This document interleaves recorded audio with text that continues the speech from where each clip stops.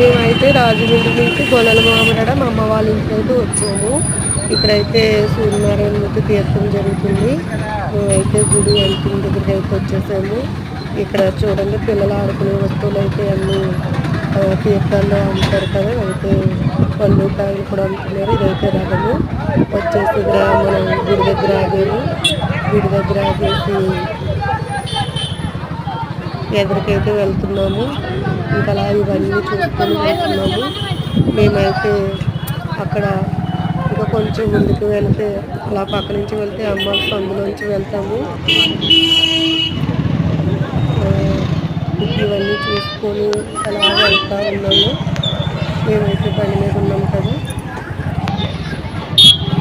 అయితే మేము ఇంక ఇలా ఎదురుకైతే వచ్చేసాము. ఇదైతే మనం మార్కెట్లోకి వచ్చేసాము. మార్కెట్ అయితే ఇంక ఇవన్నీ చూసుకొని ఇంకా ఎదురుకి వెళ్తే ఇంకా చాలా మొత్తం అన్నీ మనకి పచ్చడి జాడీలని గులాబీ పువ్వులు స్టాండ్లని ఇవన్నీ కూడా మొత్తం అన్నీ అమ్ముతారు. మనం అవి కూడా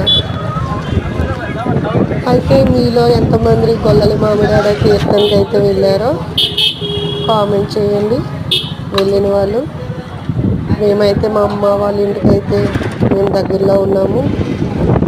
hi friends, bye bye friends. Next like చేయండి, సబ్స్క్రైబ్ చేసుకోండి.